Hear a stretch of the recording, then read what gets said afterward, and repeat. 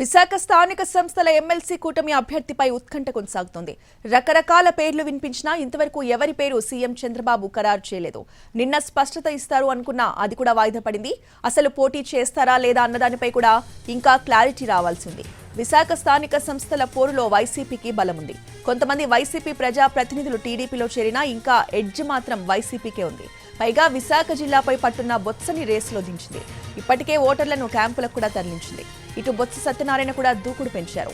ఆత్మీయ సమావేశాలు నిర్వహిస్తున్నారు. నియోజకవర్గాల వారీగా భేటీలు నిర్వహిస్తున్నారు.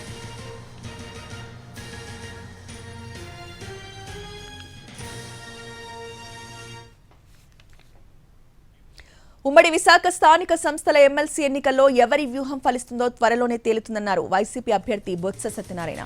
ప్రచారంలో ఇప్పటికే స్పీడ్ పెంచిన బొత్స సత్యనారాయణ నియోజకవర్గాల వారీగా మీటింగ్లు, ఆత్మీయ సమావేశాలతో తొలి విడత ప్రచారం పూర్తి చేశారు.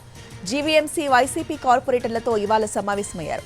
పార్టీ కార్పొరేటర్లంతా ఒకే మాట మీద ఉంటామని చెప్పారన్న బొత్స ఎల్లుండి నామినేషన్ దాఖలు చేయనున్నారు. కార్పొరేటర్లతో సమావేశం పెట్టుకున్నాము. అందరూ ఒక మార్గం ఉంది. రేపు ఎన్నికల్లో అందరూ జగన్మోహన్ రెడ్డి గారు ఏదైతే నిర్దేశించారో దాన్ని అందరం కూడా ఎన్నికల్లో విజయం చేకూర్చాలనే మాటని అందరూ రిక్వెస్ట్ చేస్తాం. అందరూ కూడా ఒకే మాట ఉంటామని చెప్పారు. నేను ఏది మీతో మాట్లాడుకోలేదు. ఇవాళ సమావేశం జరిగింది. అది ఎన్నికలు 30వ తారీఖున ఎన్నికలు అవుతాయి. అయిన తర్వాత అవన్నీ రిజల్ట్ సమాధానం అది చెప్తారు. నామినేషన్ 12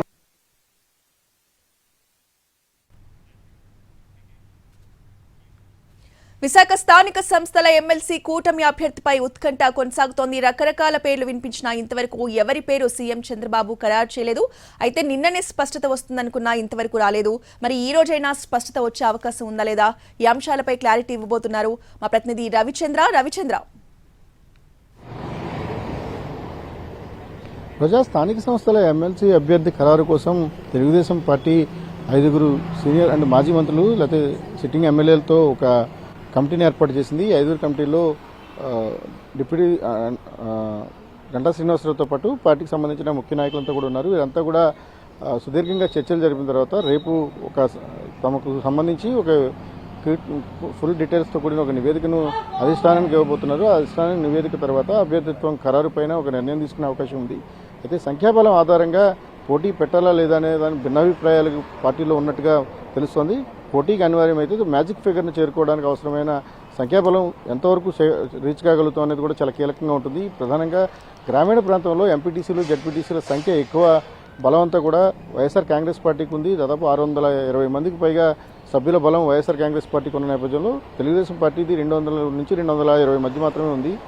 లోపాయికారిగా ఏమైనా జాయినింగ్స్ ఉన్నా వారంతా కలిపితే కూడా 300 మించి ఉండకపోవచ్చు అనే ఒక అంచనాలు ఉన్నాయి. దీంతో మ్యాజిక్ ఫిగర్ చేరుకోవాలంటే ఖచ్చితంగా ఇంకొక 150 ఓట్లు అవసరం అవుతాయి. కాబట్టి ఆ స్థాయికి చేరుకోకపోతే, ఆ రీచ్ రాకపోతే పోటీ పెట్టినా కూడా ఫెయిల్ అవుతామనే ఒక వెర్షన్ ఒకటి వినిపిస్తోంది పార్టీలో. మరోవైపు క్యాంపు రాజకీయాలు ఇప్పటికే ప్రారంభమైన నేపథ్యంలో అంతమందిని అంటే మ్యాజిక్ ఫిగర్కి అవసరమైన సంఖ్యాబలాన్ని సమకూర్చుకోగలిగితే మాత్రం ఖచ్చితంగా పోటీకి తెలుగుదేశం వస్తుంది.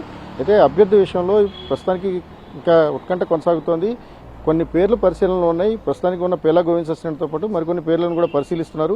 వీరిలో ఎవరు బెటర్ క్యాండిడేట్ అవుతారనేది ఒక నివేదిక చంద్రబాబుకి ఇచ్చే అవకాశం ఉంది. ఆ తర్వాత దీనిపైన ఒక స్పష్టత వచ్చే అవకాశం ఉంది. మరోవైపు వైఎస్ఆర్ కాంగ్రెస్ పార్టీ అయితే చాలా కాన్ఫిడెంట్గా ఉంది. మాకున్న 625 బలంలో కొంచెం అటు ఇటు జరిగినా కూడా కాన్ఫిడెంట్గా గెలుస్తామనే బలమైన నమ్మకంతో ఉంది. ఈవేళ కూడా బొత్స సత్యనారాయణ అదే విషయాన్ని చెప్పారు. ఆయన సోమవారం నాడు నామినేషన్ కూడా దాఖలు చేయబోతున్నారు. మంగళవారం నామినేషన్లకు ఆఖరి తేదీ కాబట్టి ఈ లోపలనే అంటే ఈ 3 రోజుల్లోనే తెలుగుదేశం పార్టీ డెసిషన్ తీసుకోవాల్సిన అవసరం ఉంటుంది.